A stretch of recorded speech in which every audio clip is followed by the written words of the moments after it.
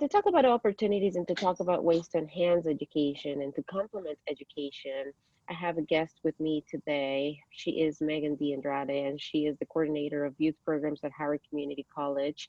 And we're going to talk about something that maybe you consider in the summer, kids on campus. Maybe you've heard of it before, but it's not something that you necessarily think about for the fall. Something that you think that is just a summer program um, and that's it. That's when the time for it is. But this time we have great news. There's a lot of good things happening for the fall to complement. Especially now, I think that education continues to figure out exactly how it's going to work as we continue to move along this pandemic. So, Megan, I'm really excited to talk with you this morning to get this information out, let people know that there's options, there's other ways to complement education, other things that they can bring their children into so that they can continue to just have great experiences throughout this fall. So, welcome to our show this morning. Thank you, Chris. Thank you so much for having me. I'm excited to be here.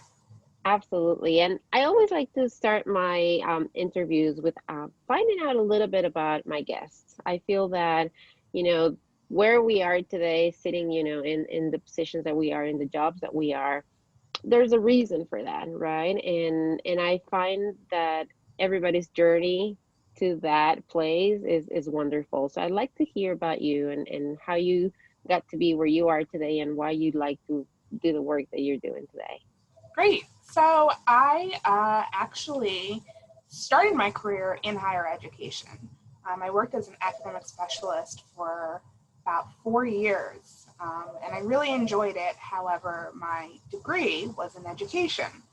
So I left working as an academic specialist and I went to the public schools and I taught for 5 years, both kindergarten and first grade classes. And while I enjoyed my experience in the public schools, I just felt like I needed to go back to higher education, but still wanted to be close to the kids. So when this opportunity came up to work with kids on campus at Howard Community College, so I could mix both, working with youth and working in higher education, I thought it was a great compliment and a great opportunity to do so. I've been with the college now. This is going on my fourth year, and I've loved all 4 years of everything. So tell us a little bit about Kids on Campus and tell us a little bit about, what it is, its mission, the purpose of it. So, Kids on Campus is a program here. It's actually been around for 34 years. And the purpose of the program is for enrichment for students. We serve currently ages 6 to 17, which most people do not realize. And much like the college's mission of providing pathways to success, we also want to provide those pathways, but we do it in a little bit of a different way. We offer unique programming for kids to come in and try their hand at different subject areas and interests to see, if it's something that they like, if they mesh with it. Like you said, traditionally this is a summer program and most people are used to seeing us in the summer. And the really nice thing about this program is that kids can try out different subjects and different activities without the fear of failing. Um, they can come in, they can say, I want to try a graphic design course.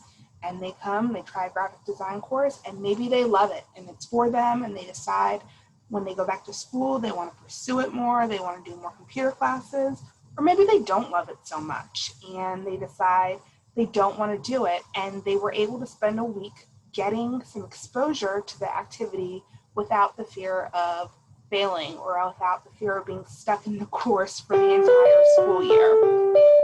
Sorry about that. So, that's one of the really great things. Another great thing is that the teachers who come and teach for us, they can come and teach for the joy of teaching. Um, we're not following Common Core curriculum like we do in school. It's nothing prescribed or anything like that. It's for teachers to, like I said, for the joy of teaching kids, for the joy of learning. And there's no homework, tests, quizzes.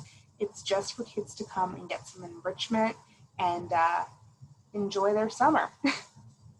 It sounds like a really great opportunity. Like, it sounds like a safe opportunity. I know that usually when we think of school, it gives us anxiety because exactly what you said, the homework and the grades and that pressure that comes with that. And as I was growing up, I had no problem with that. Like, just quite honestly, I had no problem with it. I had no struggles with my grades. I was good. It was just easy for me to study, and I enjoyed it quite a bit.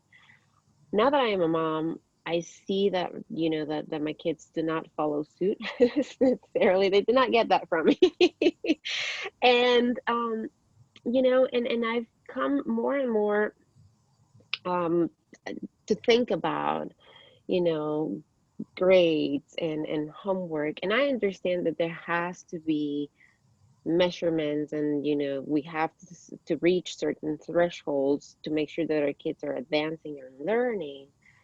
But I've always wondered what would happen if we take all of that away and we just make learning, as you just said, and we concentrate on the fun of learning, and we just find other ways to measure growth in learning, and we find other ways to just really encourage your children to learn. And I feel that Kids on Campus, just by hearing to what you just described, kind of gives you that. What do you find from the kids? I mean, what kind of response, and from the parents when they come? I mean, you just mentioned design. I've seen programming classes offered in the summer. I've seen some pretty advanced courses, and I'm like, when I've seen them, I'm like, I get intimidated. I'm like, oh my gosh, that's pretty high tech right there. So, what's your response when you're offering that freedom of just coming and exploring, and knowing that there's really no pressure whatsoever other than you coming and exploring it? I mean, we love to see the kids, their expressions and their happy faces, and when they're leaving for the day and hearing them run out to the parking lot to their parents and say, I had a great day, or they actually have something tangible in their hands to show their parents, look at what I worked on today. We actually even have one particular course that's taught by faculty here at HTC where you get to build and program your own drone. And that is a really cool class, because it really does take kids outside of their comfort zone. And not only do they get to do something pretty unique that you wouldn't normally get to do in schools, but they get to do it with someone who's really experienced and represents the college as well. That is super cool. I mean, like I said, those kind of things intimidate me. I, and thinking back, now that I think back, it really was because I knew that there was an expectation of me performing in a certain way, and I wasn't sure that I could perform in the way that I was expected. What really pushed me back from maybe taking classes, where it was a little more sciencey, and I just didn't think I had very little exposure to sciences growing up. And so I guess once I had the opportunity, because it was new and I was older and I understood, the expectations a little bit better, I was a little more afraid of going there. So knowing that there's this opportunity here at Howard Community College for your kids to just come and try something without, worrying about grades or passing or failing or anything. I mean, just literally the exposure of coming and trying to build something, even if you don't get to build that thing, the fact that your brain is starting to think in a different way is just going to give you so much value and so much that you can take with you, that I think you might be surprised as a parent, that your children might then want to continue to try something like that because they were already exposed to it. Because many times exposure is really all we need to discover, what we like or what we don't like. Right. So, Megan, tell us a little bit. You said that traditionally this is a summer program, and here we are transitioning into fall and talking about it. So, why are we talking about it? What's happening this fall semester that's a little different, maybe, for Kids on Campus? So we're in a unique situation with the current pandemic, where we uh, did not get to offer as much variety in classes as we normally did this past summer due to the virtual learning situation. And then with this coming fall, with kids starting school, things are also a little bit different this year for them. I know in Howard County, they've moved to a semester schedule. So instead of the kids taking the 7 courses throughout the year like they normally do, they're doing fall in the first semester, 4 in the first semester, and 4 in the second semester. So what that means is your child might not have math until the second semester, which is typically January, February time. So your child is going to go, from the last time they had math, which would have been June when school ended, all the way until February. What we really wanted to do was offer some opportunities for kids to continue this enrichment process and, get some exposure to math, history, science, courses that they might not exactly get the exposure to this first semester. And just to keep them, fresh and give them the opportunity to continue to practice, again, without the pressure, but just be able to keep it up. So, let's talk about that pressure off, because I know that and personally as a mom, it was really difficult because like I said at the beginning, for me, the grades, the homework, the projects, all of that was huge and I loved it as a student. I absolutely thrived on all of that. I don't know that that's something that I should be proud of because I know many people are probably like, I feel opposite to me. But as a mom, I see that I see that it's not as easy for everybody, and I see the struggles through my children, through their friends, and all of the anxiety really that it brings, right? So when we're taking all of that off, how are we still measuring that they are, and how are we still making sure that they are learning, that this is enriching them, that they are in fact, not just, I guess, showing up but not really doing anything, or watching videos while they're online, because now we're online, right? So how are you guys making sure that this is enriching for them, that they are learning? Well, there's going to be still some form of accountability within the course. These are going to be live Zoom sessions, so they're actually going to be interactive the entire time. And it's going to be not just the teacher lecturing, but also, some questions, some answers, some practice, some sharing as well, and going through things together as a group to ensure understanding. And I like that. I love the group settings. For me are usually great ways, because it's an opportunity to really share with everybody, and then somebody asks a question that maybe I didn't want to ask, that I was afraid to ask, but then it's like, oh, thank God he asked the question, right, for me, and now I get the benefit of the answer without having to ask the question. So tell us a little bit about the different programs that are going to be available this fall. So we're offering a variety of programs for a variety of ages. I'll start with our youngest ones. For elementary school, we're offering some science classes and a coding class. The science classes are really cool, actually. One is called Animals Around the World, and one is called Animals Across Maryland. And they are actually live animal classes where you learn about habitats and behaviors of different animals that are being studied. And those classes are for our little ones, like I said. The Animals Around the World is for ages 6 to 8. The other two classes, the Roblox, which is coding class, and Animals Across Maryland, are for our 8 to 10-year-olds. Then moving into our middle school age, we are offering actually something brand new for the first time. We've gotten together with the English Language Learning Center to offer 2 beginning language classes. So we're doing beginning Spanish for middle school and beginning Japanese for middle school. This is really great because kids, while they do get language in middle school, it is limited. And Japanese is not one of the traditional languages that you see kids getting in middle school. So I'm really excited about that. We're also going to be offering some math, some pre-algebra, geometry, another coding class for those older kids, Python, a programming language, and a history class as well. And then as we look to our high schoolers, we're going to be doing some science, a biology, a chemistry, and something new this time that we've actually never tried before. We're doing an Algebra 1 study session. And what that study session is it's not per se an exact Algebra 1 class. It is a time for students to either drop in or stay the whole time to ask questions they may have about either something on their homework or procedure that they're unsure of, or an area or a topic that they just need a little bit more help on. And they can get this help not just from their peers who are also in the study session, but from the adults running the study session. And then, as always, we are offering SAT prep in the fall, which I know is actually a unique challenge. SAT administration is difficult to find right now. I'm hoping with us moving into stage 3 that some testing centers will open up. But I do know that many colleges have actually kind of changed their admission procedures to allow for other things for kids to submit in place of standardized testing. But we are still offering the SAT prep for verbal and math.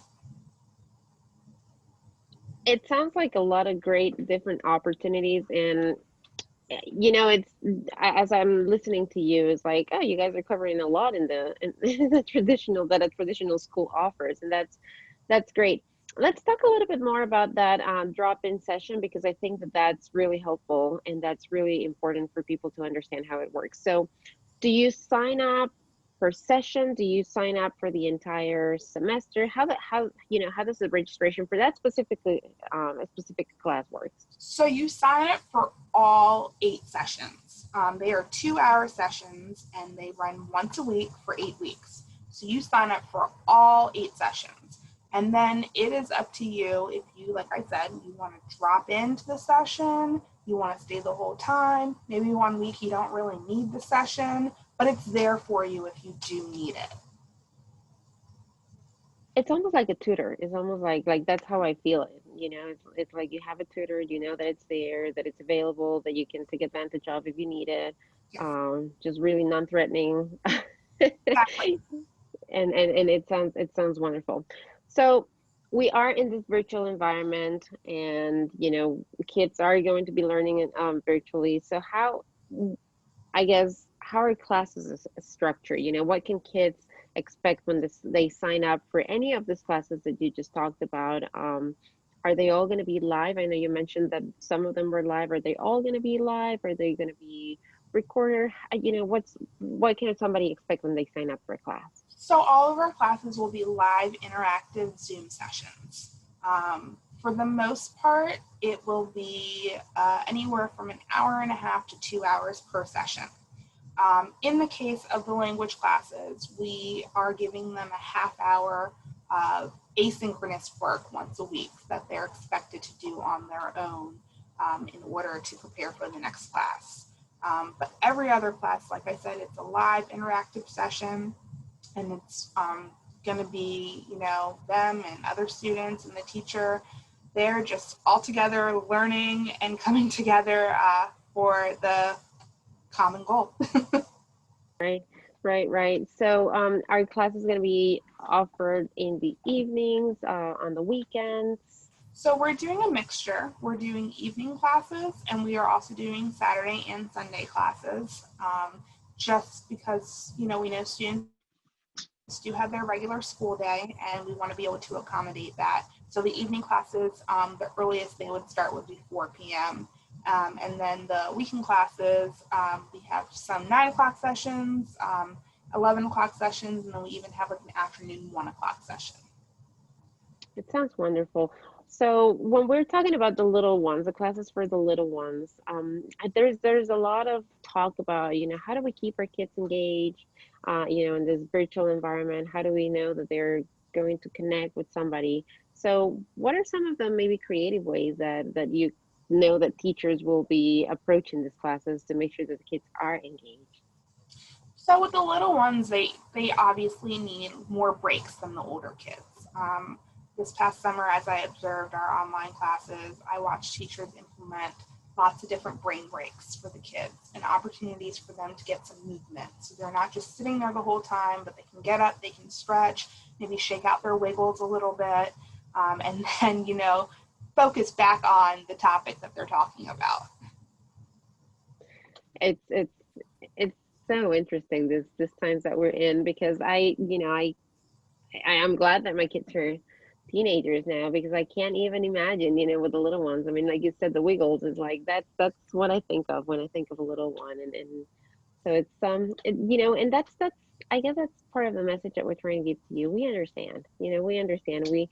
Many of us are parents too. Many of us are in that same situation, on that same boat, where we are navigating this at home as well, and we're making the same decisions that you are. It's like, okay, so my child's already going to be on, having all this screen time with school.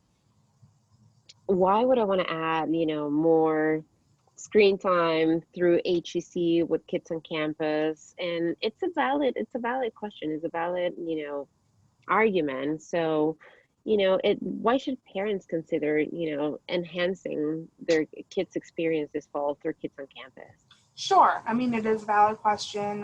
There already will be, like you said, a lot of screen time, and I think the main reason is just to keep them enriched in those subject areas that they're not getting from school. And also, it's kind of an outlet. It's a safe place to be able to learn. For the joy of learning and be able to make mistakes, and it's okay to make mistakes, and it's not going to affect them. And maybe it's something that'll help enrich a current class that they're in, that'll help them do better in their current schooling. So there's a variety of reasons why it might be a great benefit for kids. And I personally, why do we do so why do we do the extracurricular stuff, right? Why do we? Because it takes a lot of time. It takes a lot of driving on the when we are in, pre-COVID times. When we were in pre-COVID times, I mean, I found myself running around. My kids were already in school from eight eight in the morning or whatever time it was until 3:30. Like they had a full day already at school where they did sports, where they were exposed to art, where they were exposed to all of the subjects, right? Traditional subjects from school. And yet I was finding myself looking for ways to enrich that and complement that through other classes, through other activities, through other things. And now that we are home, and all of those things kind of like are not as easily accessible, I still find myself looking for ways to bring that somehow into my kids' life, because I understand that it's not just the academics, it's not just the the actual learning part of whatever it's sport, the art, but it's also the fact that they're in another environment, is the fact that they're making other friends, is the fact that maybe because they're interested in something specific like arts or sports, then they might forge really strong friendships because those kids who are there with them in that environment, they have something in common, right? Whereas when we go to school, I mean, we're in school because we have to be in school now, because right, Right, not because we share a common interest, right? right. So I value that a lot from these opportunities and from extracurricular opportunities. The fact that then you're putting kids who share something, right? Who already have a like, or who already enjoy an activity, you're putting them together.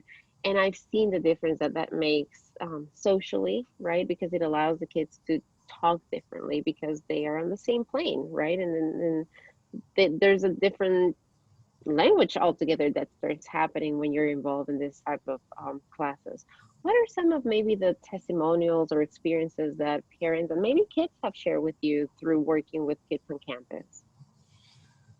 So this summer obviously was a unique summer, and some of the things that we heard were that parents really enjoyed some of the online classes. They found it nice that kids could interact with kids who were their peers, but peers from different schools and different areas. They also said that, I found over the past couple of years, kids sometimes have a lot of anxiety and don't necessarily want to come to class, but they felt comfortable in the safety of their own home, being able to do the class, but being in their comfort space, and kind of feeling a little bit more in control. And parents really appreciated the freedom that gave the kids, but also the chance that they got to explore different things. Especially with the coding classes, that's not really something you typically get in school unless you're doing it as an elective. And kids had a lot of fun with it, and it was just something different for them to kind of experience. Let's talk a little bit more about that because that might be a class that maybe parents are not familiar with. It's not traditionally something that you see that much. I think maybe more and more we're seeing a little bit STEM related extracurricular classes. But I think that also we tend to think that there's for a specific kind of kid. Tell us a little bit about what to expect, when you're looking specifically at one of those programming classes, a programming class that is going to be offered this fall. What Sure. are some of the things that kids are going to be doing? So we have two. One's for the older kids, and that's Python. That's a coding language, and they're going to learn how to code within that language. I personally am not really up to speed on the different languages and the programming, but I do know that Python seems to be one of the most popular coding languages, and kids are interested in learning about it. So they're going to explore more of that and kind of get some compare and contrast to other coding languages as well. Now, with the Roblox that we're offering for the younger kids, it's kind of like a coding class, to get you the basics and the building blocks of coding to see if you're interested as you get older to continue on to these program languages as well. So I do think it's, a nice space to kind of try something new again without having to worry about, failing or getting a bad grade or just being miserable for an entire year and something that you don't want to do. No, it sounds like a really good opportunity. You mentioned history as well as one of the classes, and you mentioned a couple of sciences there. So how are those classes built? How are they taught? Are they I know, for instance, that in different years throughout school, you concentrate in American history or, you concentrate in European history, like you divide it up like that, right? Right. How is that course structured? So the history class is really cool. It's called Mysteries and Histories, and it is actually looking at different historical events that we don't that are a mystery, that we're unsure of the events, where we don't have that much information on, and it's really meant to, I think, for kids who maybe aren't so interested in that traditional history, to get them interested in history and get them to read these stories and get just involved in these things to help hopefully make them want to learn more about the eras that we're talking about and the people that we're talking about and the other people that were involved. It's just really to give them a taste for it and maybe get excited about what history is because history is one of those that you say or that I've heard kids say so many times, why am I learning all these dates and all these things that happen? I'm never going to use them again, right? Now Right. we're learning today that it is important to know our history and it's becoming more and more prevalent, the importance of understanding, right? How history, I mean, not only has got us to where we are, but how it continues to affect, right? Many of the things that continue to happen in today's day and age. So it is important, but I can't go and say that to my children like that because they're just going to roll their eyes and dismiss it completely, you know, because that's what they do. And I didn't understand it necessarily until, we have seen some of the social justice issues coming up, just especially more recently. And then we really, really understand the importance of looking back in history, analyzing history, and then seeing, okay, that's why where we are today, and it allows us to just have a full picture and really paint a different picture, for the future. So definitely history I'm is sorry. important, and I've always been a history buff. I love it. I love history. I love geography. Social sciences have always been the things that I kind of like a little bit more than the maths and those sciences. Biology, anatomy, those sciences as well. I really enjoy them. Tell us a little bit about those offerings and how those classes, those type of sciences are going to happen this fall. So biology and chemistry are our two science offerings right now. I know for me personally, I was not a fan of biology, but I was a fan of chemistry. Uh, So It was the opposite for me. I love biology, but not chemistry. exactly. Like I cannot find a person who says I love both of them. Like I feel like it's an either or type of situation. So we've never offered biology before, so this is something that's brand new. And for the chemistry, we've offered something called hands-on chemistry in the past, which is a lab class. But obviously, we're not in the position to have a lab class. So this is chemistry from a different perspective for the kids. So I think it'll be interesting. And again, just kind of like a nice sampler, like a sampler platter of different topics to get the kids thinking and more interested. So when they get their full biology or their full chemistry course, they've already kind of had an introduction. I think, that that's a really good way of thinking of this class as like an intro to, like a just like a refresher class, like get ready kind of thing, right? Like it really the more I talk to you this morning, the more I realize that it's really just we want kids to have this already kind of like in their head, they have an exposure so that when they are in their class with their teachers and their peers, they have a little bit of experience of background. So it's not just they didn't just throw you in the pool, cold water. You've already put your feet in there a little bit. You've already experienced what the water is like. You already got a little wet, and then you're ready to start swimming in it. Yeah, So, and that's exciting. That's exciting because it's really equipping our children for success. I mean, that's really, really what right. it is. Um, how many kids are there going to be per classes, or is this going to be, Zoom allows us to have like up to 100 kids in one session. Sure. Is there a cap for the classes? Yes. So the caps are different per class. Obviously, the younger kids have a smaller cap. 16 is the cap on that one, so that the teacher can really get the full attention. Our caps really don't go past 20, to be honest with you, just because we want it to be engaging for the kids, and not for there to be so many kids that they get distracted by each other. So it's still, something you would consider a small setting, something you definitely would be like, smaller than what you would get actually in your public school for the most part. And yeah, something to just, like I said, sample, dip your toes in. Absolutely. Now, with the languages, you mentioned Japanese and you mentioned Spanish. And I grew up in Ecuador, and in Ecuador we speak Spanish, but I grew up learning English from a young age.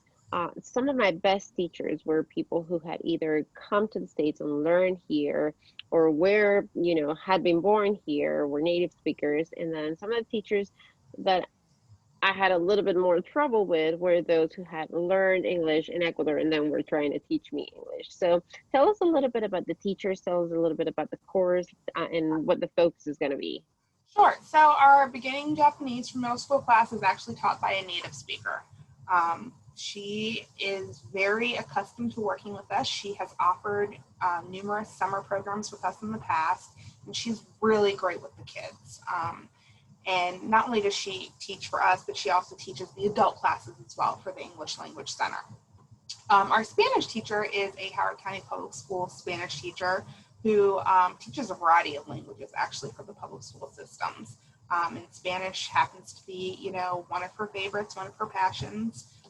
And she is very excited about teaching it. And, with her being in the public school systems and teaching for her, she's actually already had parents and other teachers ask, well, will you offer maybe like French or something else in the future? So it gives us ideas for, later on for more things to add on. That's great when you have that kind of feedback and people coming and asking already, hey, when are you going to do another class in this language and this other language? I mean, that just tells you the quality of teachers that you're getting for the programs that you're going to be enrolling your children in. Which is the class that you're the most excited about for this upcoming fall? Which is the one that you think is just, maybe different, so different that you've never done before, or that it's just going to be really engaging? Is there, maybe this is an unfair question. I'm putting you on the spot here, asking you for your favorite one. So, okay, I'm leaning a little bit like the animal classes that we're running. We ran them in the summer, And I got to tell you, those classes were engaging. They were fun. I loved them. I didn't want to leave. I wanted to sit through the whole class. So I think I'm most excited about that for our younger kids. And then for the older kids, believe it or not, I'm really excited to see the chemistry. Like I said, I was a chemistry person. I love the hands-on chemistry that we typically do during the summer in the labs, but I'm really excited to see how we do this spin on chemistry virtually. So let's talk about the animal classes. I don't think that we've given them enough of a highlight yet. And we mentioned them and we said that they're going to be part, but now that you've told me that you didn't want to leave the classes, I mean that really gets me a little curious and I want to find out more about them. So what did you see? What did you experience? What did the class look like? For the animal classes, they had live animals, and the live animals were on screen, and we were watching them do their different behaviors, and the teacher was teaching with these animals, like she was showing the different parts of the animals. She was explaining why they were doing the things that they were doing. And what was really nice is the kids kind of had a craft activity to go along with the specific animal. So while the kids were listening and watching, they were also kind of working on something fun on their own. And the kids were interested. They were asking all sorts of questions, questions that I didn't even think to ask. And I was really interested to hear what question was going to come next. So do you guys provide materials? You know, you just said that they had like a little craft to go along with the class. So do you guys provide the materials? Do you mail the materials? Do the parents come and grab them? Or is there like a list that comes that you get when you sign up for the classes that you need to obtain and acquire for your children? Sure. So traditionally, we provide all the materials. Kids show up and we have everything here for them. Obviously, in our current situation, that was not possible. So when we listed the classes, we listed any materials they may have needed. And then any actually like documents that would have gone with the class, those get emailed out to the family so that they have the documents on hand. So if you are looking for the classes right now, if you're a parent and you're thinking, okay, I want to get my child enrolled in this. This sounds great. But I want to look at all the information. I want to look and see if there's any materials. I want to make sure that the time frame works for the class. Where did they go to find all of that? So Kids on Campus has a web page on the HCC website, and they can go to that page. There's several different places. We have a fall, winter, and spring classes page that lists all the classes.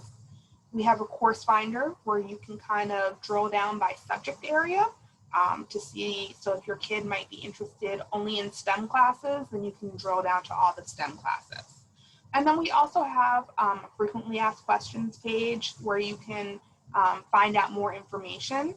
And then, of course, we have our email, which is koc@howardcc.edu, where you can email, and we, are very good about getting back to those emails. And we still have our line up and running that we are still answering and making calls from.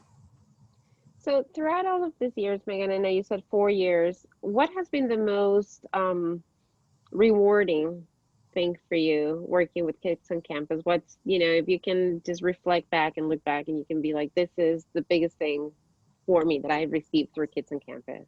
I think for me, it's seeing those kids, because traditionally these classes during the summer are 1 week in length.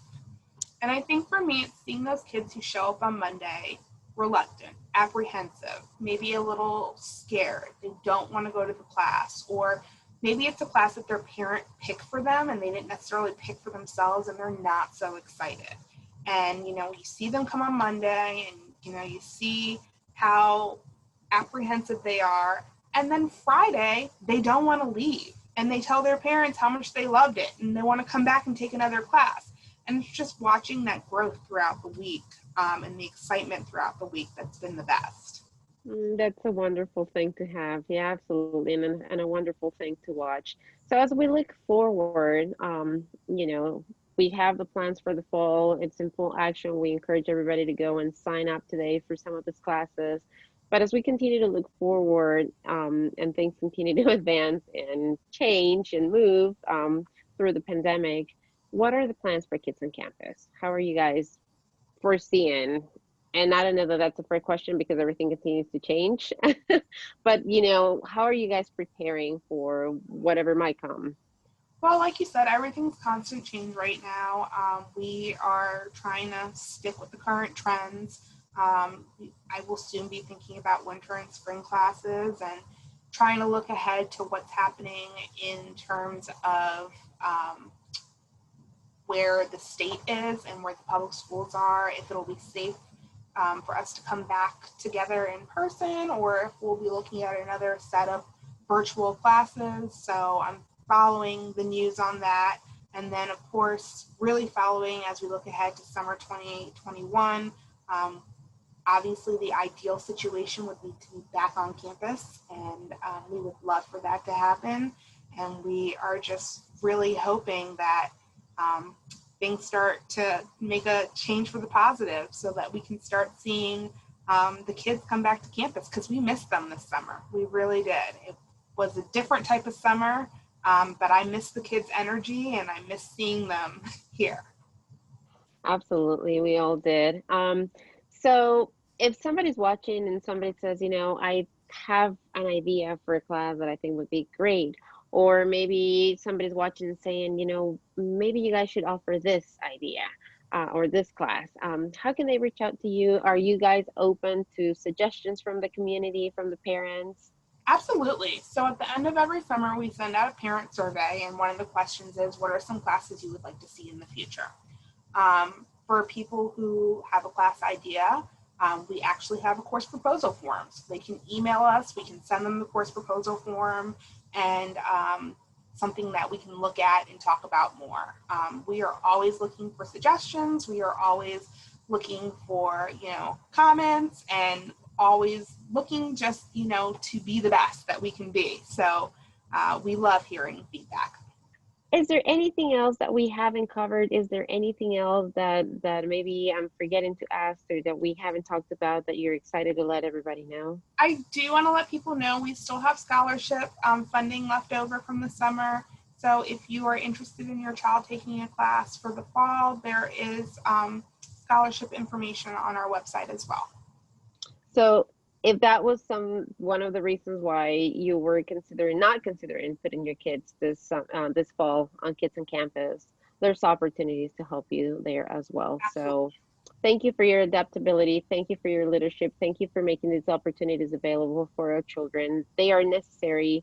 More than ever, I feel that they need ways to interact with others, to connect with others, to continue to engage. Um, for their well-being. So I personally appreciate you offering that to our children. Thank you. It's been a pleasure.